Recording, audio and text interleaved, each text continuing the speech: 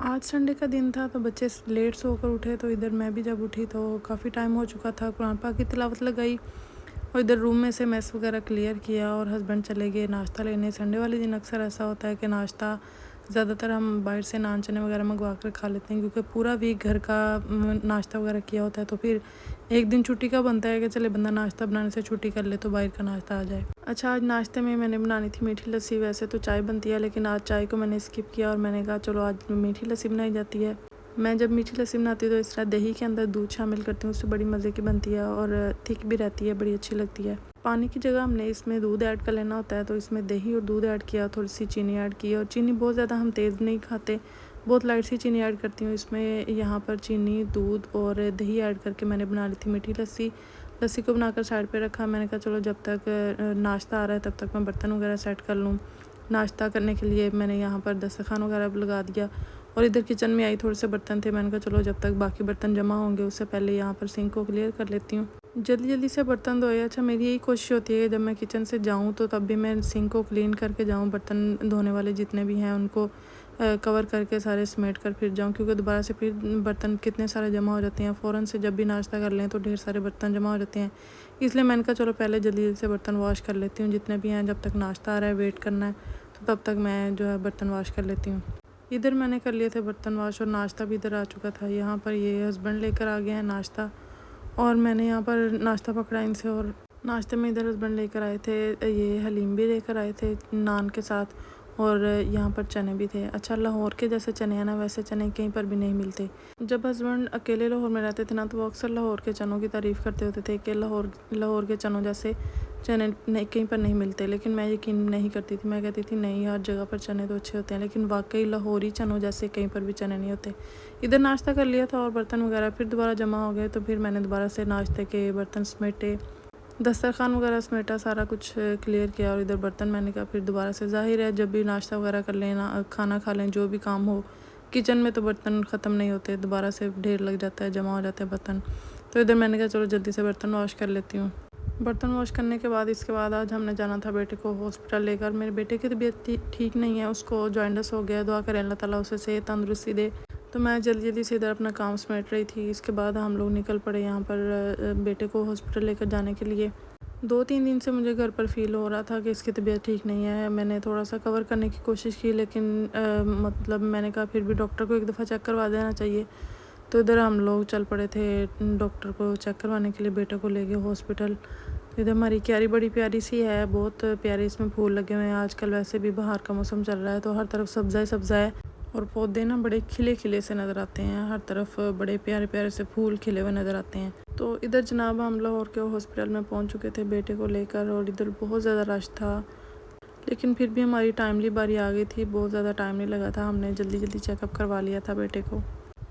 उसके बाद इधर हमने पर्ची वगैरह बनवाई, जो भी बनवाते हैं इसका प्रोसीजर होता है। पर्ची लेकर फिर हम ऊपर वाले पोर्शन में जाना था उसको चेक करवाने के लिए, तो इसको पर्ची लेकर हम लोग ऊपर चले गए। डॉक्टर ऊपर बैठी हुई थी, बच्चों के स्पेशलिस्ट डॉक्टर को चेक करवाना था, तो इधर ये बच्चों वाली वार्ड थी, इधर हम आ गए थे। डॉक्टर भी इधर बैठे हुए थे, तो इधर बेटे को चेक करवाया, उन्होंने टेस्ट लिख कर दिए। उसके बाद बेटे के टेस्ट करवाए और टेस्ट में भी यही आया कि इसको जॉइंटिस ही है। तो डॉक्टर्स ने मतलब इसकी रिकवरी के लिए यही कहा है कि इसकी होम केयर करें।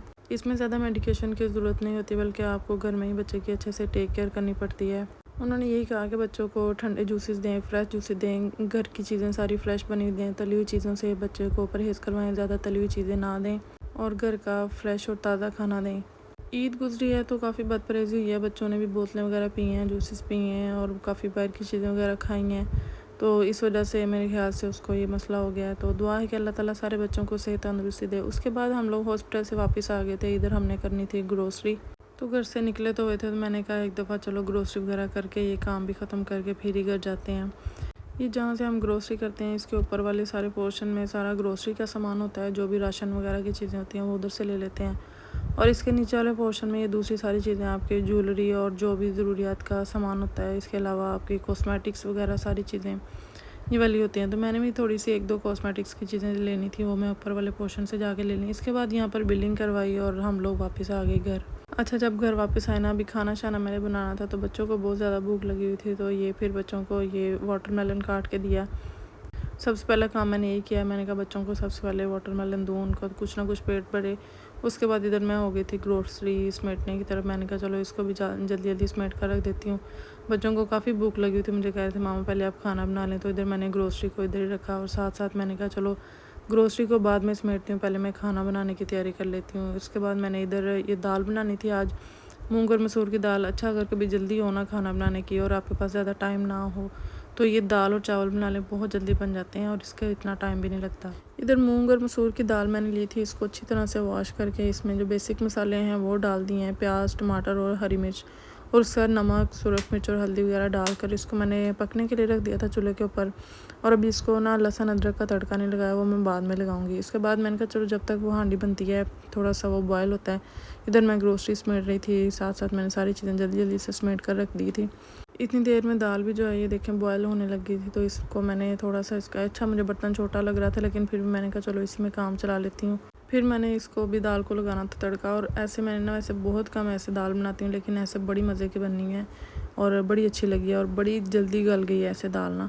तो मैंने अब ये इरादा किया कि अब दोबारा जब बनाया करूँगी इसी तरह से बनाया करूँगी। लहसुन अदरक को मैंने छील के रख लिया था और इधर दाल देखें बड़ी जल्दी गल गई थी। अब बस सिर्फ मैंने चावल ही बॉयल करने थे और दाल को तड़का लगाना था। इसके बाद इधर बर्तन कुछ खाली करने वाले थे, वो मैंने किए और इनको भी मैंने साथ साथ जल्दी से वॉश कर लिया।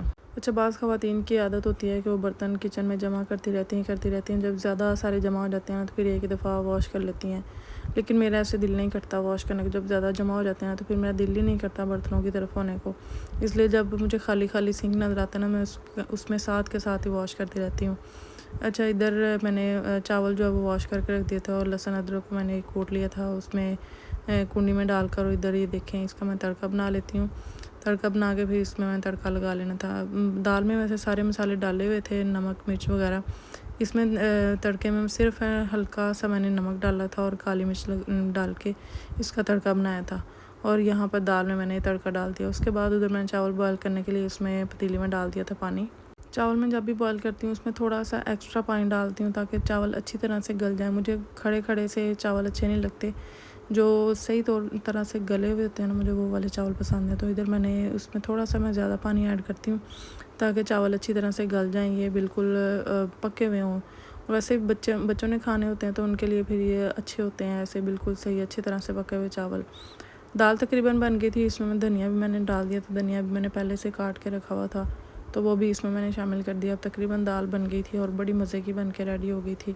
चावल पकने के लिए रख दिए, चावलों का पानी भी तकरीबन बॉयल हो गया था और वॉश भी मैंने चावल अच्छी तरह से करके।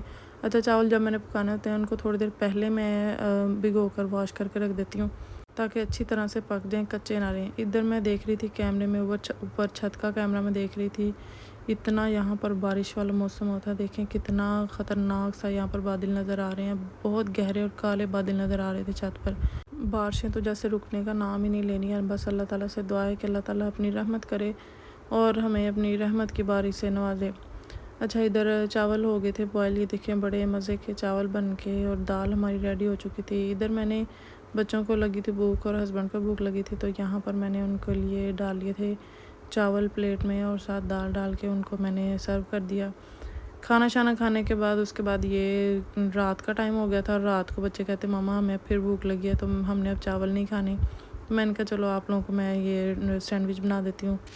ये शामियाँ तो मैंने पहले से बना कर फ्रीज़ की हुई होती हैं, किसी भी वक्त बच्चे के तो इस तरह से उनको ब्रेड के अंदर लगा कर ये दे दें। अंडा मैंने ये अंडे की टिक्कियाँ बनाई थी साथ साथ, और इसमें मैंने ये एक एक शामी लगाई और साथ मैंने इसके अंदर अंडा लगाया और ये इस तरह बड़ी मज़े के ये ब्रेड सैंडविच वाले बन जाते हैं, बड़े अच्छे लगते हैं। चाय के साथ आप खाएं, इनको खाने का बड़ा मज़ा आता है। अगर बाज़ दफ़ा होता है कि खाना खाने को कुछ और खाने को दिल नहीं कर रहा तो इस तरह बनाएं, थोड़ी सी इसमें केचप लगाएं, अंडा लगाएं और ये देखें बड़े मज़े के बन के रेडी हो जाते हैं। इधर मैंने भी आज ऐसे ही किया था। यहाँ पर हमारे सैंडविच हो गए थे तैयार, हस्बैंड को दिया, बच्चों को दिया और ख़ुद खाए और यहाँ पर बड़े मज़े के सैंडविच रेडी हो गए थे। Thank you for watching, take care, अल्लाह हाफिज़, बाय बाय।